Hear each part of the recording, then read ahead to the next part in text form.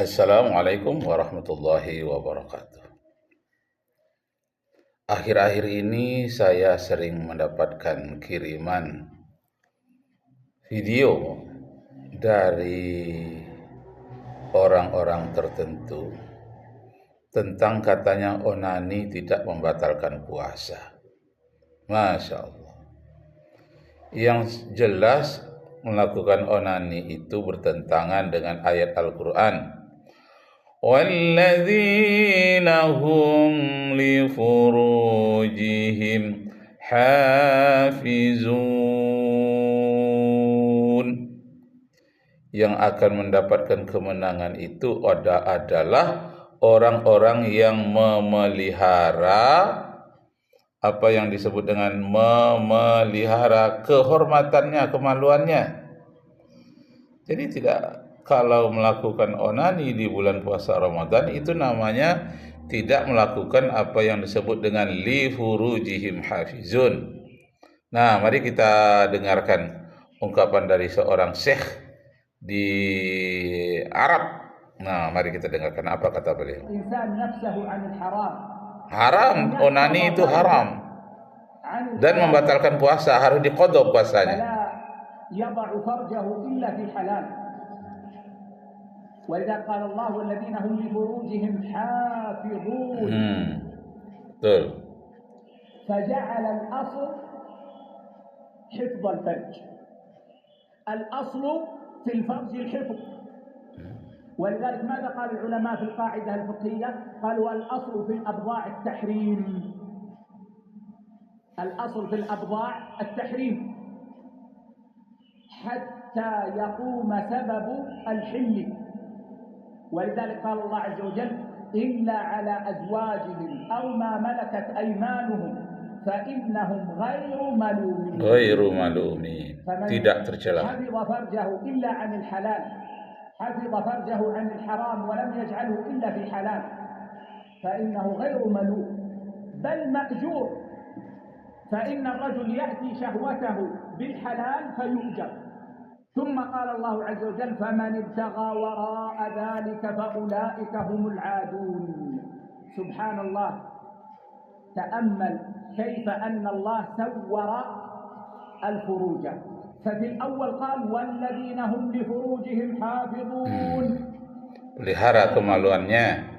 ثم قال tidak boleh melakukan onani. فمن ابتغى وراء ذلك فأولئك هم العادون.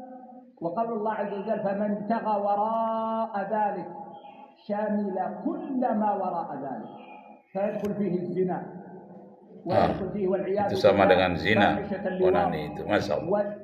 Nah, kemudian Bapak Ibu saudara-saudara sekalian, nah kemudian kita tinjau dari segi ilmu kesehatan. Bagaimana pula? Ini menurut ilmu kesehatan. Masya Allah. Sebagai dokter, saya sudah mendengar pertanyaan ini ratusan kali. Hari ini kita akan membahas dilarangnya onani dan membatalkan puasa di bulan Ramadan. Dia melakukan masturbasi secara rutin. Istilahnya masturbasi. Langsung ke intinya. Sebelum kita masuk lebih dalam, izinkan saya memberikan fakta yang mungkin mengejutkan Anda. Berdasarkan data dari berbagai penelitian urologi internasional, sekitar 95% pria pernah melakukan masturbasi dalam hidupnya.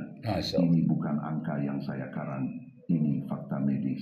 Namun yang mengherankan, topik ini masih dianggap tabu, terutama di kalangan pria Indonesia yang sudah berusia lanjut. Padahal memahami hubungan antara aktivitas seksual dan kesehatan prostat itu sangat penting untuk kualitas hidup Anda di masa tua.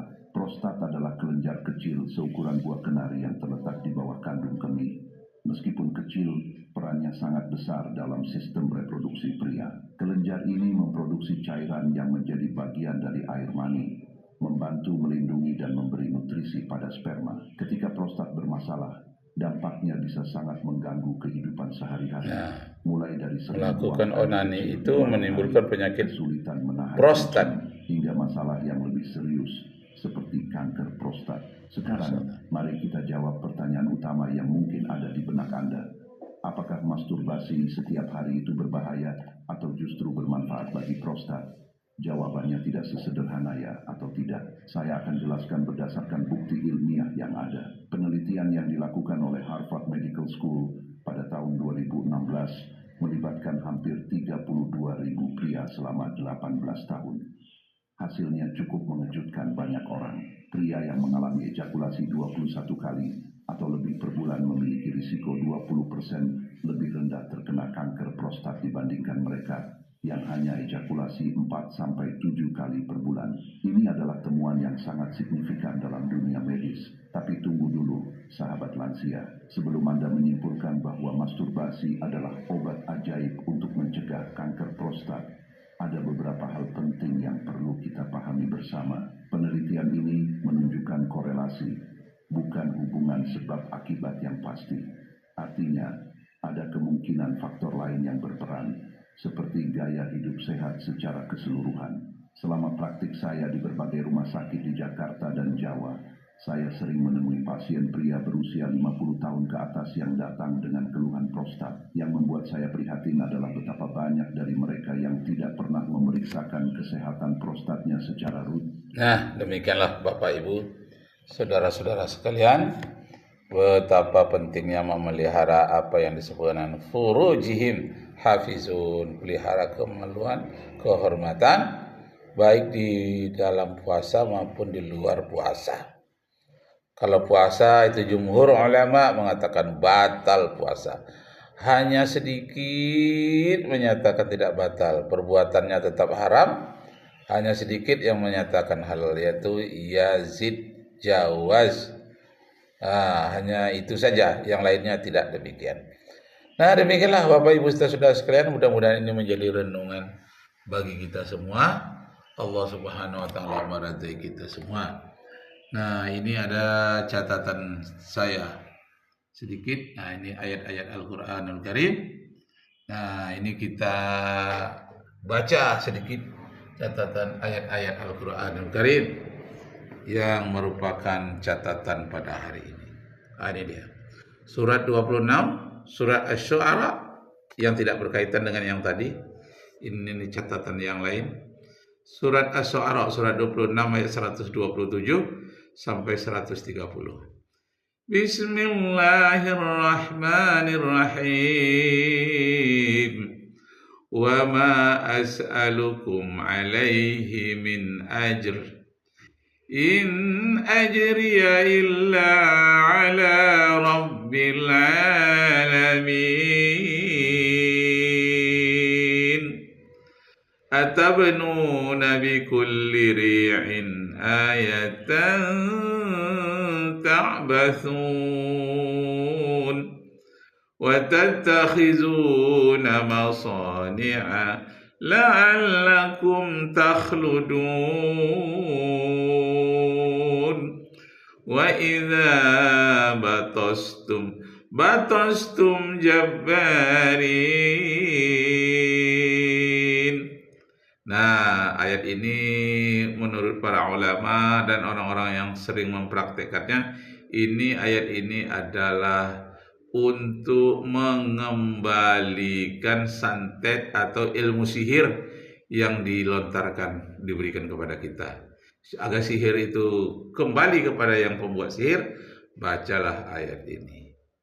Dan kemudian surat 27 An-Naml ayat 30 berbunyi, وَلْيَتَلَطَّفْ innahu min Sulaiman innahu bismillahirrahmanirrahim. Kalau waliyatalattaf itu adalah surat Al-Kahfi ayat 20. Sedangkan innahu min Sulaiman itu adalah surat 27 An-Naml ayat 30. Ini dia. Innahu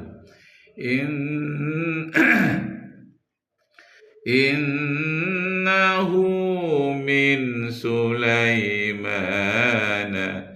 innahu bismillahirrahmanirrahim. Nah, demikianlah Bapak Ibu saudara-saudara sekalian catatan pada hari ini.